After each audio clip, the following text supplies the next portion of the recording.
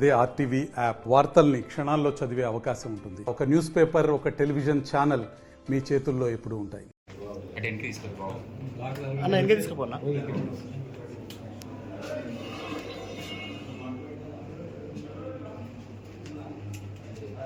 In fact ఆమె వస్తే బాగుంటుంది. పక్కనే ఉంటే చాలా బాగుంటుంది. సుబ్బారావు గుడ్. సుబ్బారావు పిల్లోడు సీసీ ఫుటేజ్ మరి బాబు రాజశేఖర్ బాబు ఇంకొన్నారు ఎవరన్నా మీకు రమ్మన్నా ఏపీఎస్పీ ఇట్లా బాబు ఏఎస్ఎస్పీ ఇంకొంచెం యూనిఫామ్ రమ్మని యూనిఫామ్ రమ్మని మేము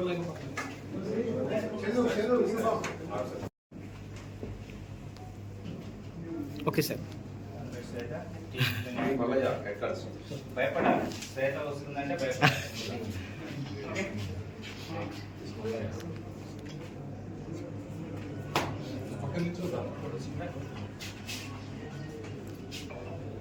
సరే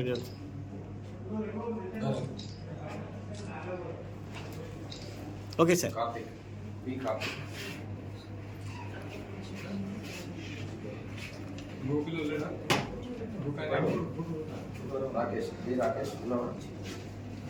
బయట చూడండి బాయ్. Okay sir. కొత్త పిల్లడు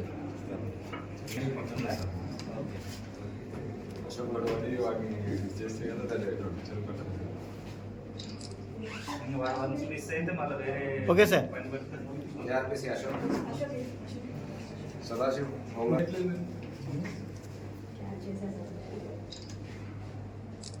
ఓకే సార్.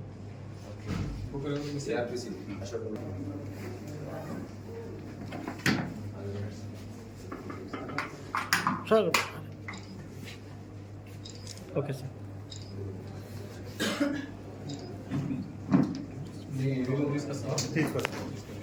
టౌన్లో 10వ తారీఖు ఒక జంగా మనమ్మ అనే వృద్ధురాలు వాళ్ళ ఇంట్లో నుంచి బయటకు వచ్చి బస్టాండ్ ఏరియాలో నడుచుకుంటూ వెళ్తుండగా ఒక నేరస్తుడు ఆమెకు మాట కలుపుతూ ఆమెతో పాటు కొంత దూరం వచ్చి ఆ మైనార్టీ స్కూల్ గల్లీకి వెళ్ళిన తర్వాత ఆమెను బెదిరించి ఆమె మెడలో నుంచి ఆమె బంగారు పుస్తకాన్ని తెంపుకొని పోవడం జరిగింది.